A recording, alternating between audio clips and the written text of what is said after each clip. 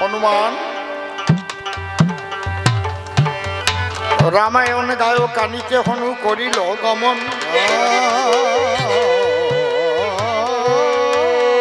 অযোধ্যার নূতন বাজারে গিয়ে দিল দর্শন।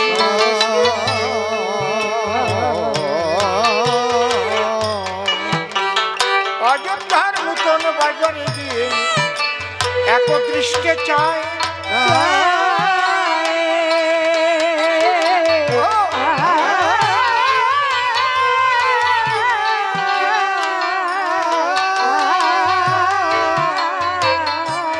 দেখে নাচিয়া নাচিয়া বিনা বাজাইয়া দুহাই রামায়ণ গায়।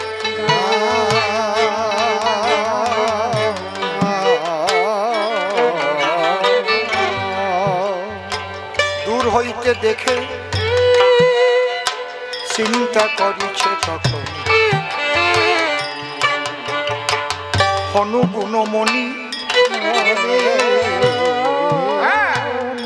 এই বালক দ্বয়কে কোথায় দেখেছিলাম যেন চিনি চিনি চিনি।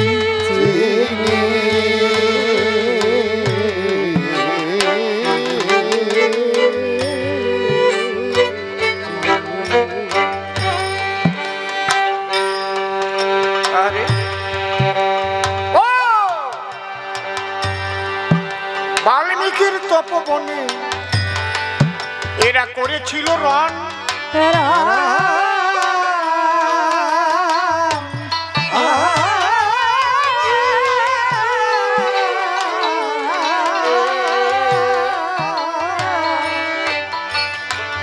আমাকে ব্রহ্মজালে আবদ্ধ করেছিল এই ভাই দুইজন।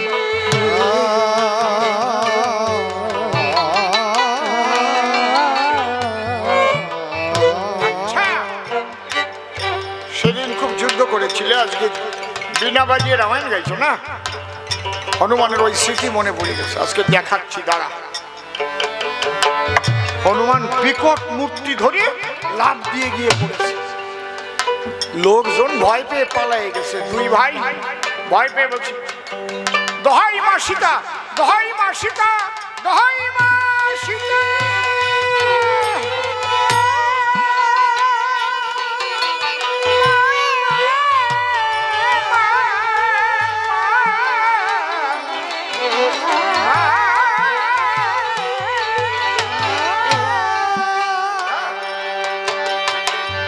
সীতা নামের ধ্বনি যখন লবকুশে দিল,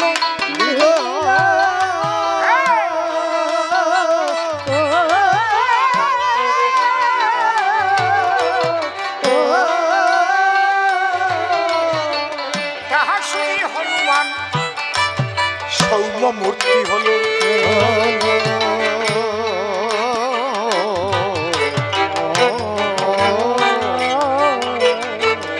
একদম শান্ত হয়ে দুই ভাইয়ের কাছে গিয়ে বলছি তোরা ভয় পেয়েছো নাকি?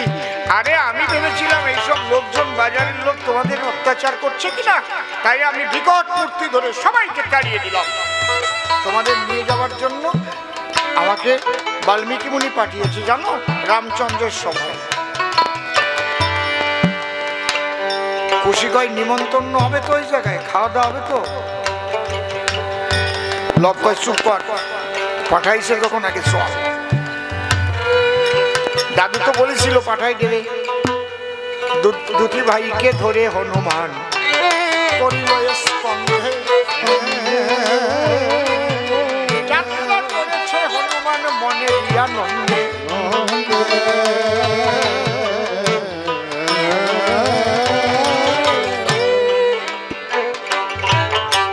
অযোধ্যার বহির্দ্বারে গিয়ে দিল দর্শন।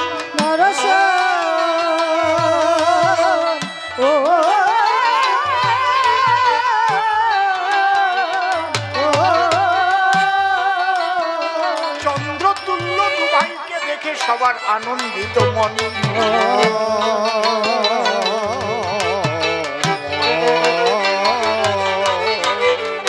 রামের সভাতে গিয়ে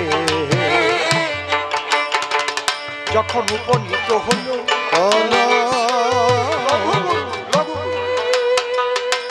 বালক দ্বয়কে দেখে সবাই চমৎকার মানিল।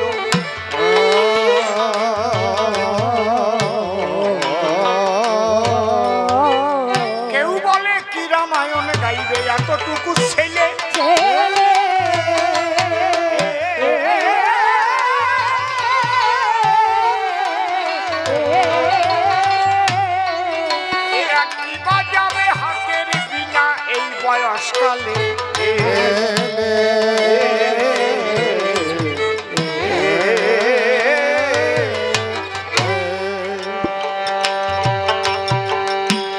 আবার কেউ বলে চুপ করে থাক,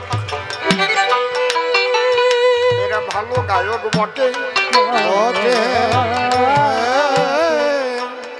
মহামণি বলেছে আমাদের প্রভুর নিকটে।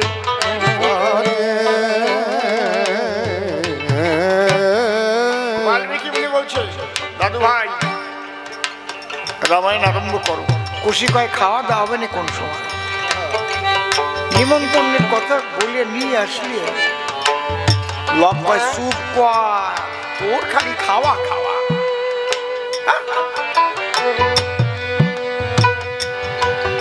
আগে গাওয়া পরে খাওয়া, বুঝিস না? গান গা।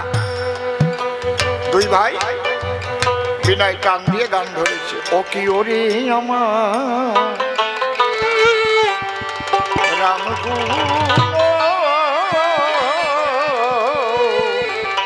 নিধি,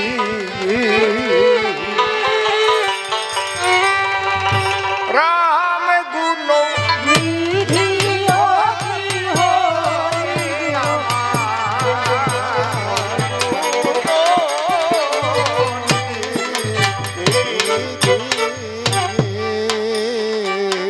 দুই ভাই বিনয় টান দিয়েছে।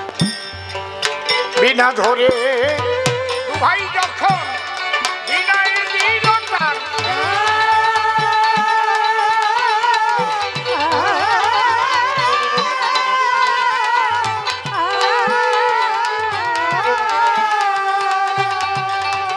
বিনার সুরে কেটে উঠেছে শ্রীরামের প্রাণ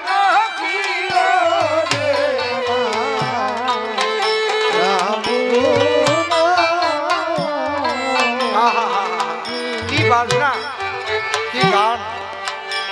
আদিকাণ্ডে রামের জন্ম সীতা দেবীর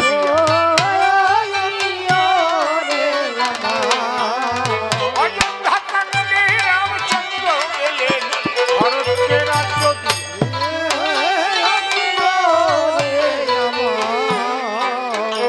অরণ্য কাণ্ডে রামের সীতা করিল দর্শন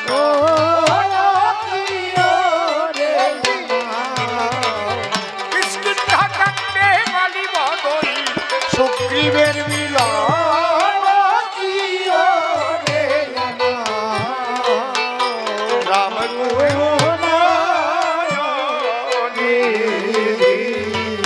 সুন্দরা কাণ্ডে সেতু বন্ধন রাম সাগর হলেন পার।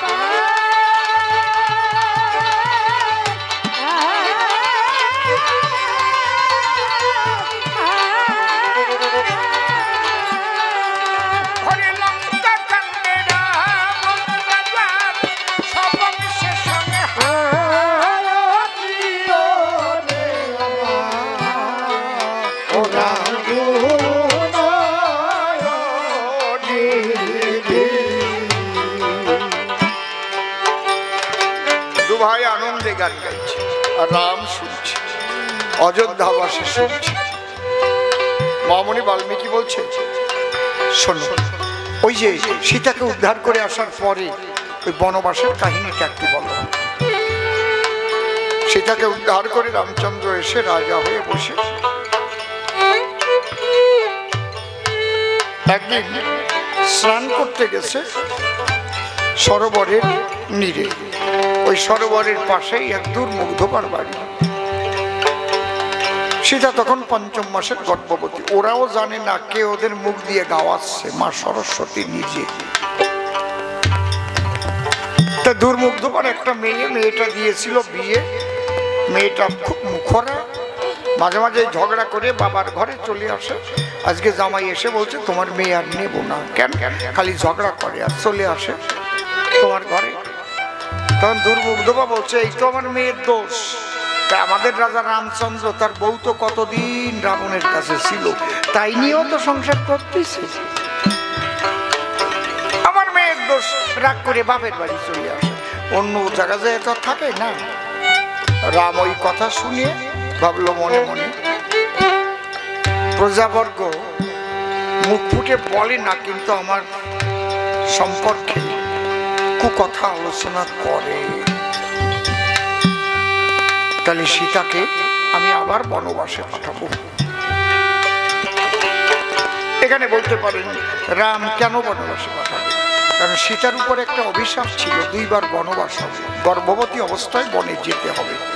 অভিশাপ বাপের বাড়ি যখন ছিল সীতা, বাড়িতে একটা গাছে ক্রৌঞ্চ আর ক্রৌঞ্চির বাসা বেঁধেছিল।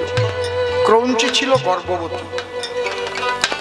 তখন সীতা পিতাকে বলেছিল, পিতা আমাকে এই পাখিটা ধরে এনে দাও না, আমি পুষবো। তখন পাখিটা ধরে খাঁচার ভিতরে রেখেছিল।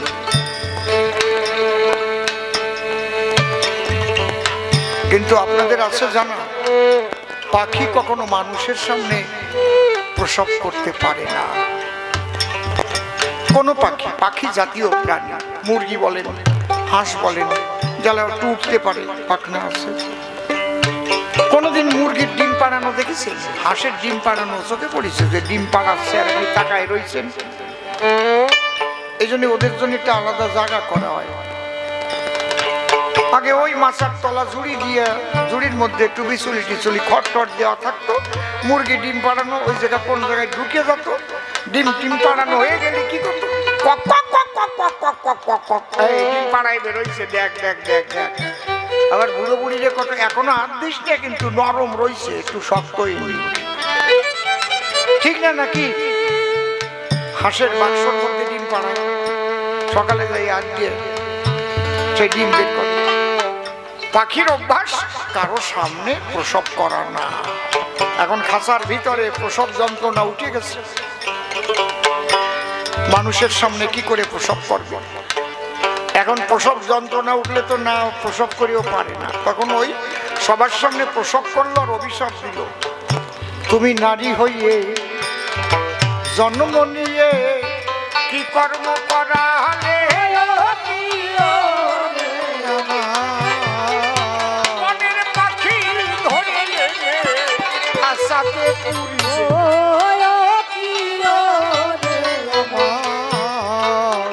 লোক সমাজে প্রসব করাও মানে জাগল তাপ।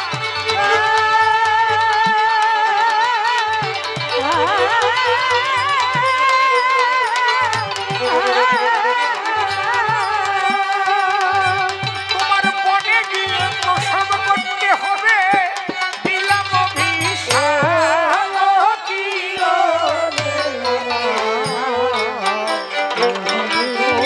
ওই যে পাখির অভিশাপ, প্রসব তোমাকে বনে গিয়ে করতে হবে।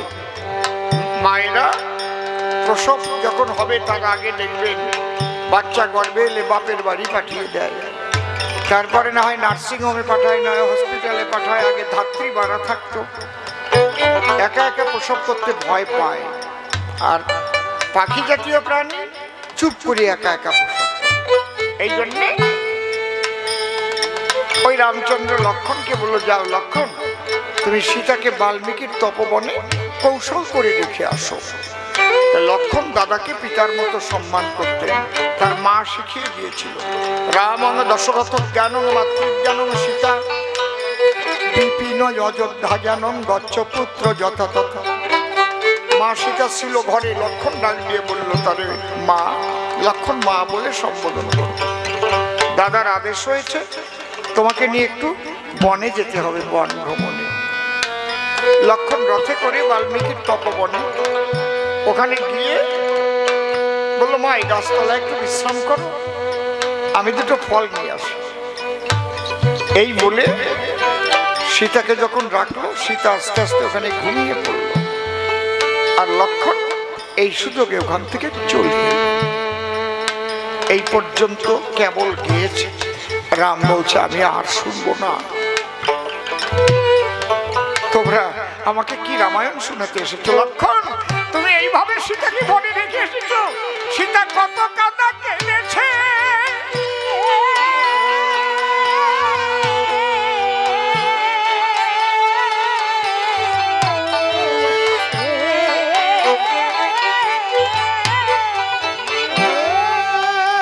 দুই ভাইয়ের মুখে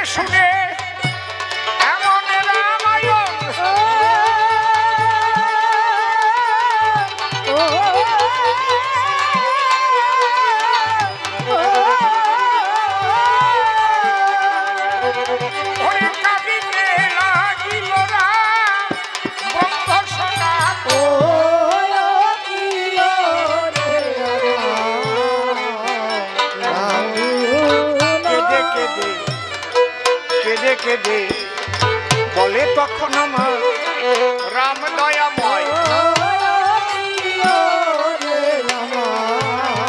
ওরে শক্ত করে বলো তো বালক আমার সীতা দেবী কোথায়? লবকুশ বলছে কোথা হতে কোথায় এসেছি আমরা দুটি ভাই। ওরে মায়ের কথা জিজ্ঞাসা করো ওই বাল্মীকি মুনির ঠাই। মহামুনি বাল্মীকি বলছে লবকুশ আমার উদ্দেশ্য সফল হয়ে গেছে বসো। রাম সীতা তো আমার কাছেই আছে, তবে আজকে দু ভাই যারা রামায়ণ শোনালো অযোধ্যাবাসী এদের কেউ চেনে না, এদের পরিচয়টা আগে হোক। এরা লবকুশী দুটি পুত্র সীতারই নন্দন। লবকুশী সীতা বলে রামের চরণ করহ বন্দন।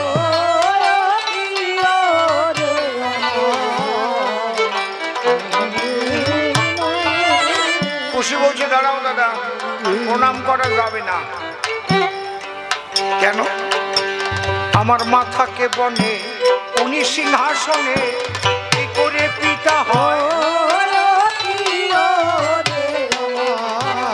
আমার মাকে আনলে তবে প্রণাম দেব রামের পায়।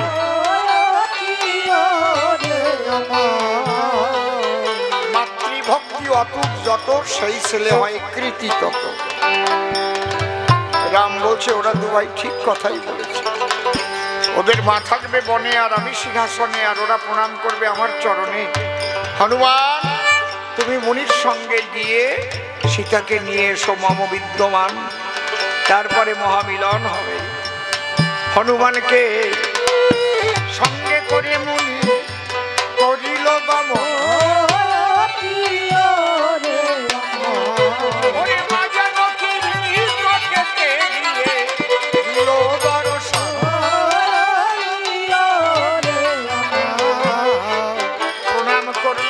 হনুমান আমার মা জানকীর পায়।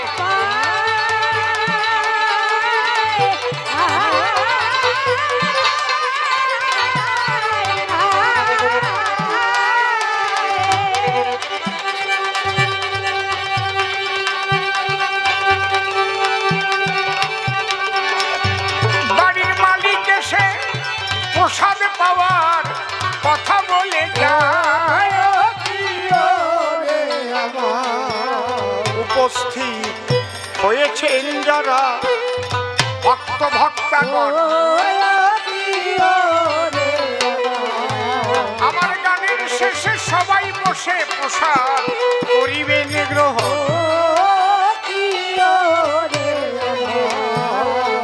মাকে নিয়ে বীর হনুমান করিল গমন।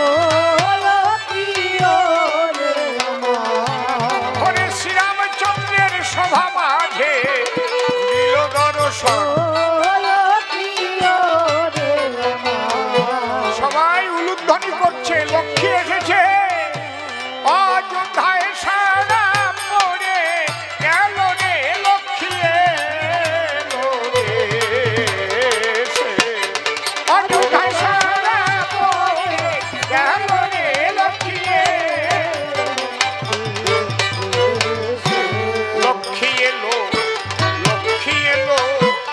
সারা পড়ে গেল লক্ষ্মী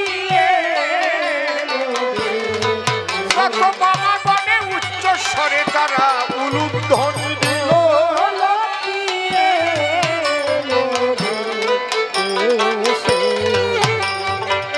আজি রাম সীতা অযোধ্যাতে হলো মধুর মিলন।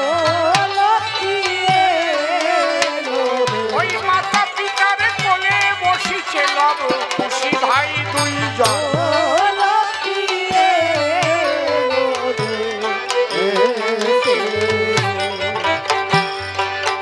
এমন সময় বিভাণ্ডক মুনি একখানা সোনার মুকুট হাতে উপস্থিত হলো এসে ওই রামের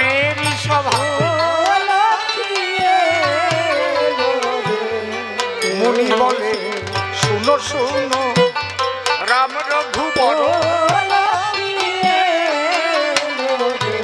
ওরে দয়া করে এই স্বর্ণ মুকুট তুমি নিজে পরো। রাম বলে মূল্যবান মুকুট তুমি কোথা পেলে?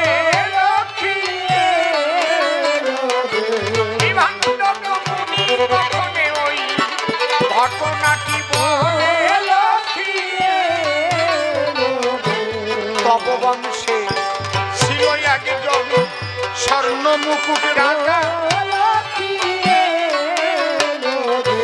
ওরে দেবতা গন্ধর্ব বনে করিত সে পূজা।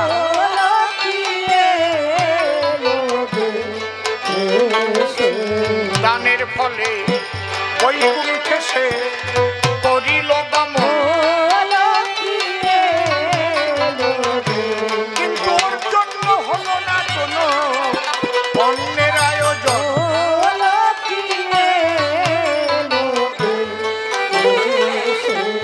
নারায়ণ বলে তুমি সোনা দানা দান করিলে বলি তব ঠাই।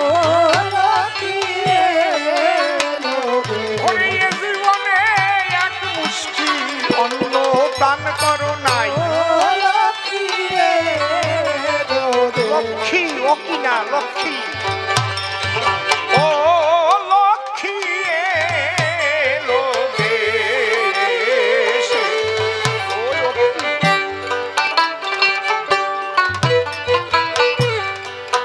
জীবনে কোনোদিন তুমি এক মুঠ অন্ন দান করোনি, এই জন্যে তুমি তিল তুলসী গঙ্গা জল হাতে করে দান করেছিলে। সেই দানের ফলে তুমি একটু শিশিরের পানি পান করতে পারবে। যাও সূক্ষ্ম আত্মায় আকাশেতে ভবন সে পহরে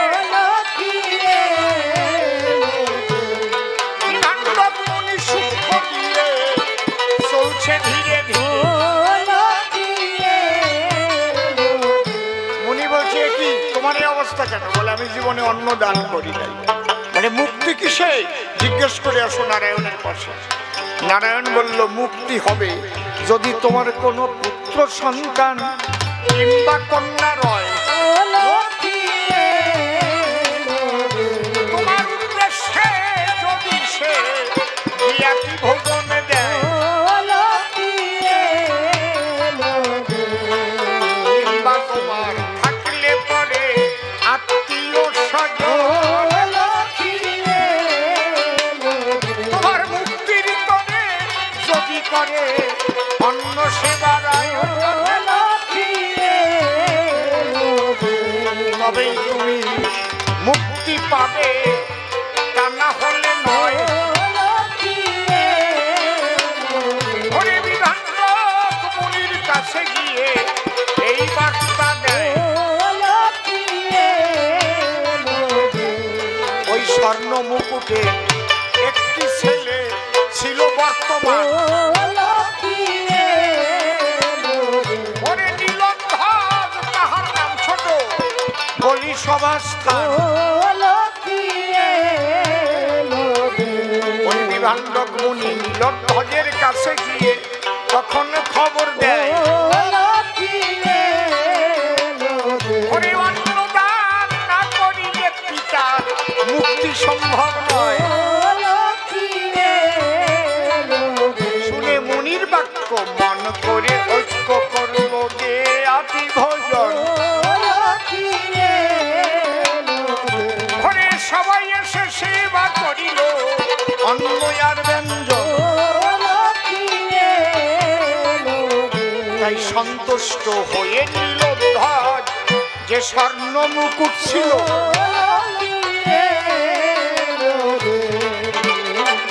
ওরে বিভাণ্ডক মুনির হাতে মুকুট খানি দিল।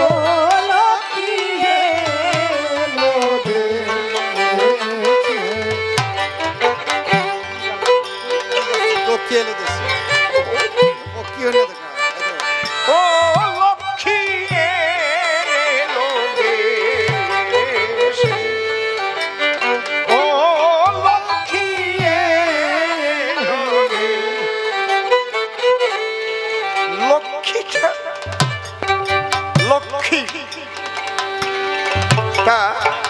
ঠাকুর বলছে সেখান থেকে আমি মুকুট পেয়েছিলাম। মনে মনে ভেবেছিলাম যেদিন রাম সীতার হবে মিলন, সেদিন স্বর্ণ মুকুট রামের শিরে করিব অর্পণ।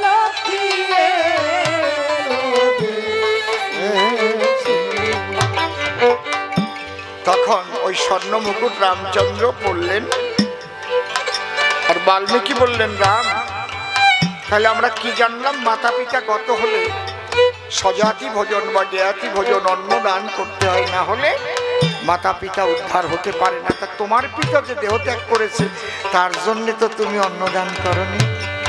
আজই হবে আয়োজন, ভক্তগণ উপস্থিতি, সবাই হবে অন্নদান। আদেশ করিলেন তখন আমার রাম ভগবান।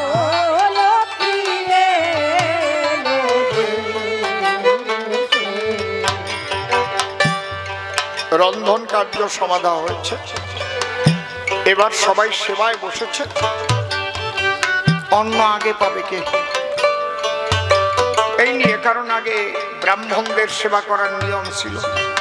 মা সীতা গিয়ে বলল, শোনো আমি মা, কে আগে পাবে কে পরে পাবে আমি বুঝবো।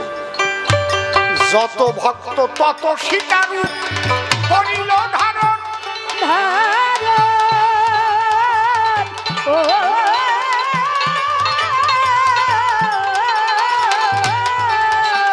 একই সঙ্গে সকলকে অন্ন করিল অর্পণ।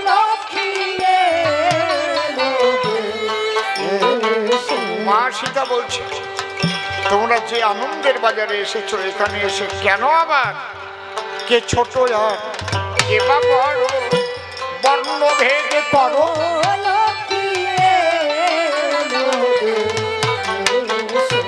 অযোধ্যাতে মহামিলন হয়েছে, কথা তোমরা ধরো।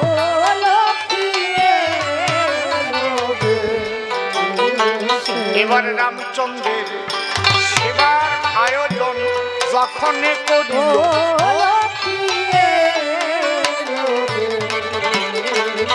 দূর হইতে বীর হনুমান ভাবিতে লাগল,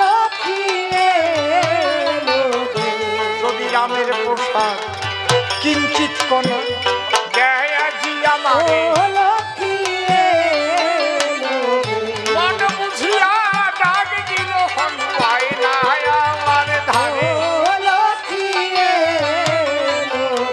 মেখে মেখে হনুর মুখে রাম করিছে অর্পণ।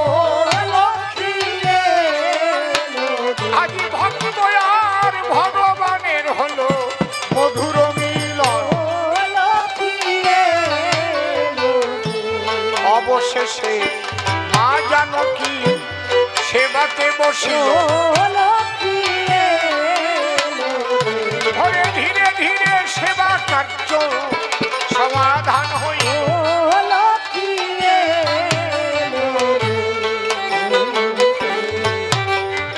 মা সীতা বলছে, দান অন্নদান করলে দক্ষিণা দিতে হয়, সবাইকে কিছু দক্ষিণা আজ দেব, যে দক্ষিণা কোনোদিন কেউ পায়নি। রামচরণের ধুলি নিয়ে আজ দক্ষিণা দিল। হরে প্রেমানন্দে ভক্ত বৃন্দে হরি হরি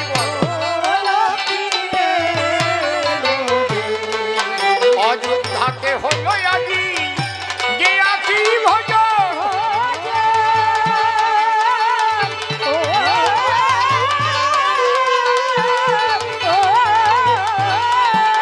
নামানন্দে হরি হরি বলুন যত ভক্ত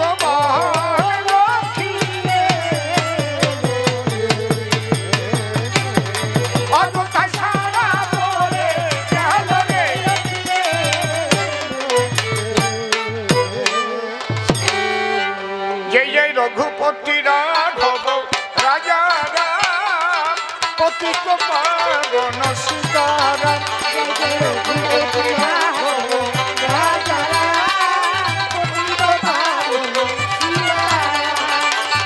पतित पावन